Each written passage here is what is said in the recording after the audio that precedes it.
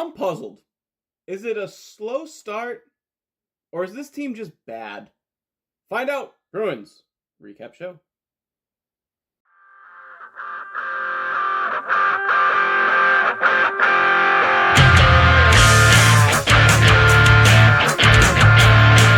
Artlist.io. Welcome to the Bruins Recap Show, where we are going to discuss 10 games in the month of October.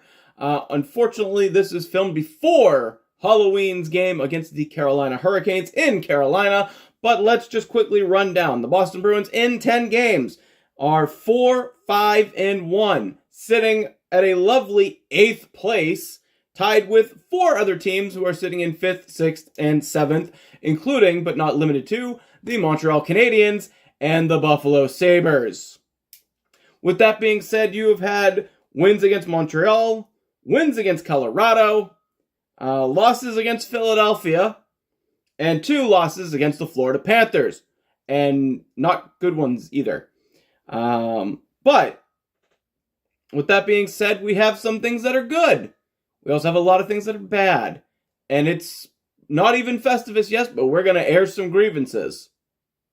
First, would you like to energize your offense and energize your power play? Get yourself some Dubby energy today. No all-natural caffeine from green coffee bean extract. No crash, no jitters, no sugar, no artificial dyes. Just pure natural energy from green coffee bean extract.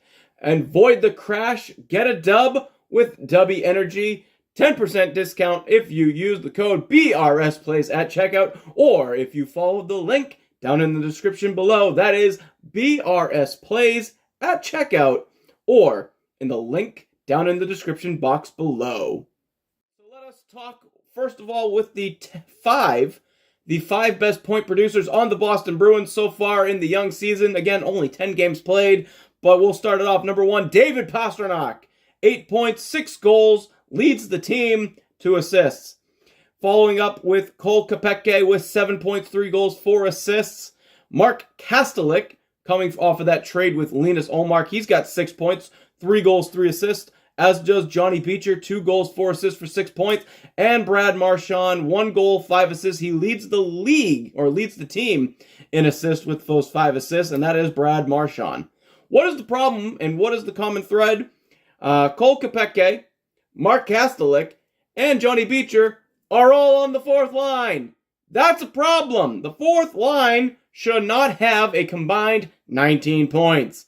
It is nice to have, but it should not be your number 1 primary source of offense. Between David Pastrnak, Brad Marchand, and the 4th line, that's it. It's a wide world of albatross of nothingness. That is your middle 6, folks. Your middle 6 is awful. As far as players that are not producing, the number 1 most glaring offenders, Charlie Coyle, 1 point, 1 goal. Pathetic in 10 games. Morgan Geekie, 1 point, 1 assist in 10 games. Bit pathetic. Hampus Lindholm, I would expect a lot better from the defenseman. Hampus on campus, 3 points, 1 goal, 2 assists. Pavel Zacha, the most inconsistent man, 3 points, 1 goal, 2 assists on the season. And as is Trent Frederic, also 3 points, 1 goal, 2 assists. I expected a lot more of Trent Frederic, considering they started the year moving him to the second line right wing position. 8 players on the roster currently tied with 3 points. Just not good, Bob. Just not good. Not good enough. And like I said, those just are some examples. But let's just go over your entire mediocrity that is your middle 6, which is where you're having a majority of the problems. And it doesn't matter how much Jim Montgomery just mixes and matches and blends the lines up. It's still, you end up with nothing. So, Matt Patra, he's only got 3 points. Morgan Geekie, as discovered, 1 point. Brad Marchand, the best of the bunch, with 6 points. Most of those most likely on the power play, but I did not double check that. Big old Brazeau, 3 points. Expected a lot more out of him, to be honest. Trent Frederick also expected a lot more out of him. He's only got 3 points. Charlie Coyle, just a complete no-show. 1 point, 1 goal. We went over it. Coyle and Geekie, again, just the worst offenders of the bunch. And generally speaking, they are paired together more often than not. It's been a lot of Marchand, Coyle, Geekie, and that line has just been useless as far as offense. The Boston Bruins also tried Riley Tuftay, who they waived and sent down to Providence. 0 points in 2 games. They also tried Max Jones, who they acquired in the offseason as a free agent, who has produced in 3 games, 8 penalty minutes. Otherwise, no points, no goals, no assists. Don't pass go. Good day, sir. Goodbye. Max Jones, big lumbering oaf, has been terrible. Riley Tuft, terrible. Charlie Coyle, terrible. Morgan Geekie, terrible. Trent Frederick, nothing. Just mediocrity or nothing from your middle 6 lines. Your second line and your third line.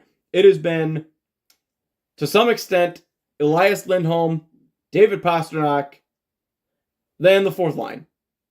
And that is a recipe for just not a lot of success. Not a lot of success in the slightest. Now, where can the Boston Bruins go in order to gain and acquire offense? I'm glad you asked. The simple and easy answer, of course, is the Providence Bruins, your AHL affiliate, where you can drag a person from that team, bring him up into your roster, and try him out. And I'm looking at, potentially everyone brings up the name Fabian Lysell.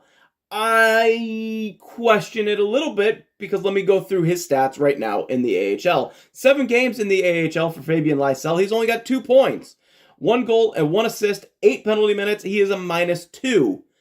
Not necessarily the success that you would expect for somebody that you want to bring up from Providence. Who should the Bruins look at? Georgi Merkulov. 7 games, 4 points, all assists. He's got 6 penalty minutes, but he is a +1. That is definitely a name to potentially look at. Who else?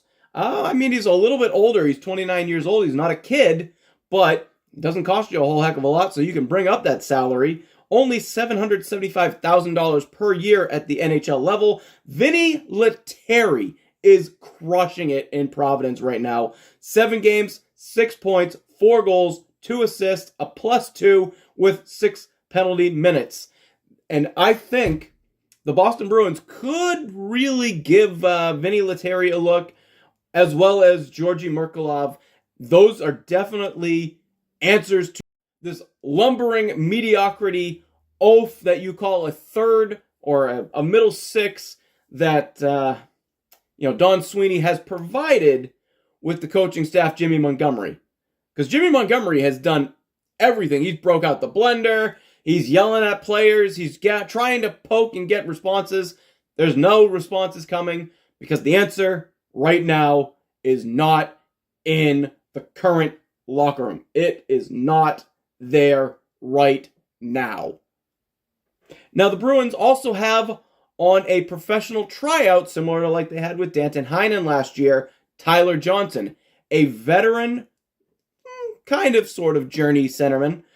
Played for Tampa Bay, played for Chicago. A very, very talented, but again, up in age, veteran centerman. A guy they can easily throw on the fourth line, throw on the third line. Very responsible two-way guy. They have him on a PTO.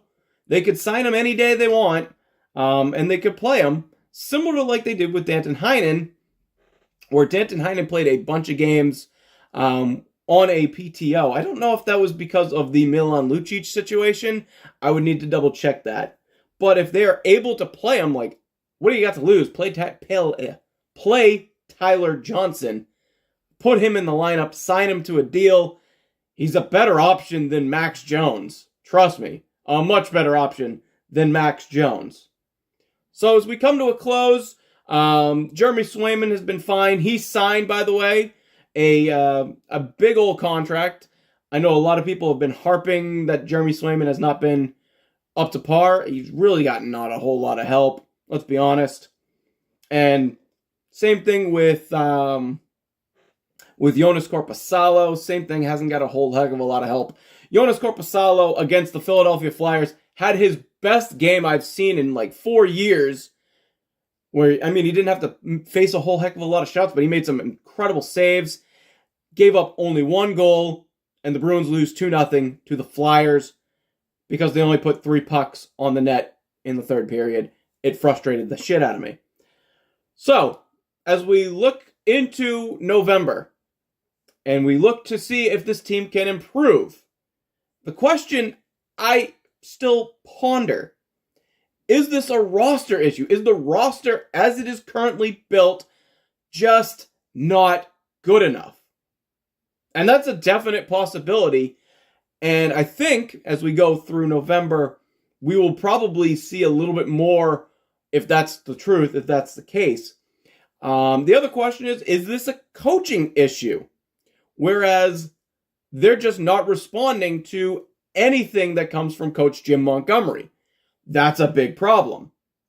And if that's the case, the Bruins might want to consider moving on from Jim Montgomery, who, let's be honest, as good as he's been in the regular season, one of which he had like arguably one of the best rosters of all time with Bertuzzi, Orlov, Hathaway, Bergeron, Pasternak, Marchand, Krejci, and Taylor Hall.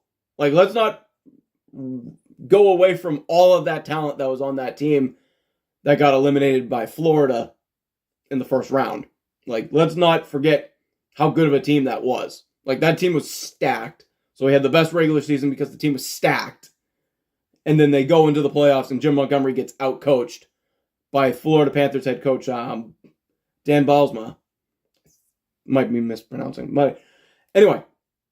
And then year 2, last year, again plays Florida, again gets outcoached by their coaching staff, almost gets outcoached by freaking the head coach of the Toronto Maple Leafs at the time, Sheldon Keefe.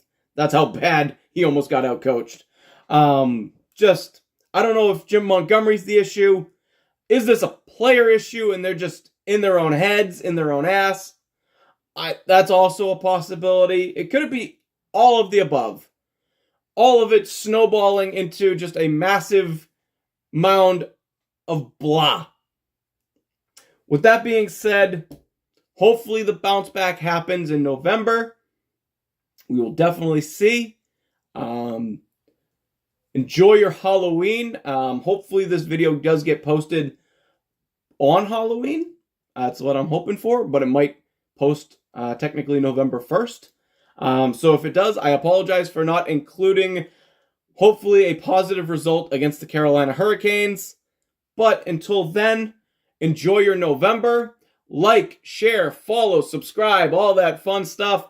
Follow my TikTok where I do 1-minute recaps of every Bruins game, including the game on Halloween against the Carolina Hurricanes.